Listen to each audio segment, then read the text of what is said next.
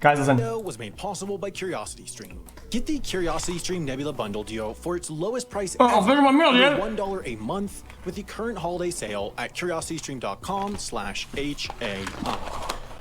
Okay, so my writers said if I don't do the intro they wrote, they're going to unionize, so here goes. Open parentheses, to the tune of Hollaback Girl, close parentheses. This episode is bananas, BANANAS.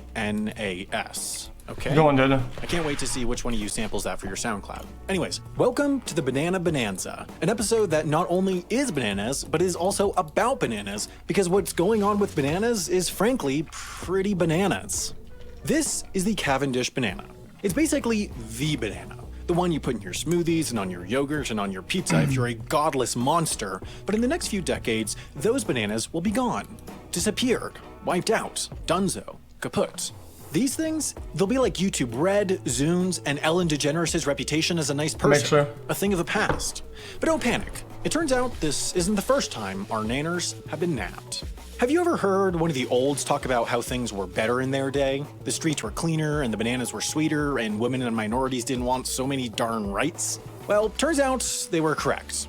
Not about the racism and misogyny, but about the bananas. You see, back in your grandparents' day, when your nan wanted to nom on a nanner, she would reach not for a Cavendish, but for a Gros Michel, a sweeter and apparently better tasting variety that accounted for most bananas eaten up until the 1950s. And to be clear, Gros Michel is it French for like Big Mike, Gros Michel? Isn't just a name for a general type of bananas. Gros Michels were the same banana. Clones produced from planting cuttings from the best specimens, which were then cloned again, and so on and so on.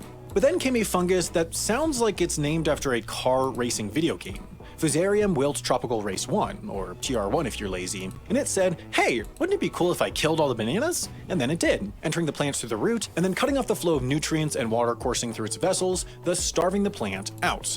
Essentially, this fungus wasn't like the fun ones you tried in college or the slimy ones you pushed off your plate in high school, but a plant version of Alien, a parasitic, I'm the captain now type fungi. TR1 quickly spread throughout the world, all but extincting our favorite banana, forcing the CIA to overthrow multiple democratically elected leaders in South America and Americans to eat Cavendishes. It turns out our hankering for banankers hadn't gone away, and so we swapped out the Gros Michel for the worst tasting but immune to TR1 banana, the Cavendish.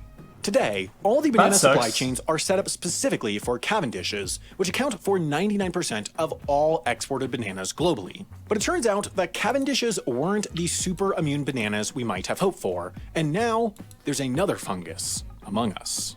It's called the Fusarium wilt tropical race 4. Basically, it's the sequel to TR1. It's got better graphics and faster render times, and more importantly, it can infect Cavendish bananas. In 2019, TR4 for the first time made landfall in the Americas, leading to a declaration of emergency in Colombia on August 8, 2019, and a hush-hush meeting on whether or not they should lean back into the Colombian Bam Bam economy. To be clear, TR4 is no new fungal phenomena. It's been around since the 1980s, and while originally isolated in Taiwan, it's now spread across Asia, Africa, and the Middle East, crippling Cavendish crops.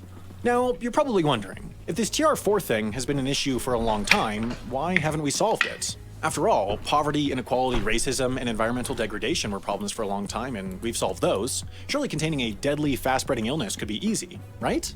Well, it turns out, this fungus is a tricky bugger. Once a farm is infected, spores can stay in the dirt for decades, which means boots, tires, and even runoff from a rainstorm can carry TR4 from one field to the next, where it will then hop from one root system to the next. Colombians have done just about everything they could to stop it. Increased their control efforts at all ports and airports and rail terminals, began disinfecting boots and never swapping plants farm to farm, and any farm on which it is discovered gets shut down and all plants are eradicated, but the fungus is still spreading. Making matters worse, scientists are yet to find any natural fungicide or retrofitted military chemical that can kill off this fungi, all of which is to say that fungus spread this much. Is well on its way to being by far I thought fungus was just like a mushroom growth or small thing. Leading to a dystopian existence with no more Cavendish bananas. Experts say it's not a question of whether the Cavendish will be eliminated, but of when. Even scarier, there's no alternative banana strain waiting in the balance to replace the Cavendish should this be the end. A genetically modified Cavendish that's immune to TR4 may be our only salvation, but it's far from clear if we mindful, mindless consumers will be willing to embrace GMO nanners. In the end, even if the Cavendish does go the way of other defunct foods like Crisco, pudding pops, and vegetables in general, at least for me, there will still likely be a few left Pudding grown on pops? small farms, which I know because that's what has happened to the Gros Michels. How do I know? Because I spent $116 buying exactly 14 of them from the only Gros Michel banana vendor in America and getting them shipped to me. Seriously, I really did that. And by the way, it's your fault. Too many of you watch these videos, giving me enough ad revenue to blow over $100 on vintage bananas. And here they are.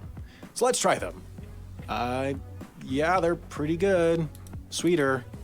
Totally worth it. Yes, I'm done with my food. Okay, now let's get some more banana money. I'm ready for game time. So I told you on Tuesday, and I'll tell you again. We've got a brand new Nebula original, at least its first part, coming out next week, titled Sam from Wendigo Presents, a very good trivia show.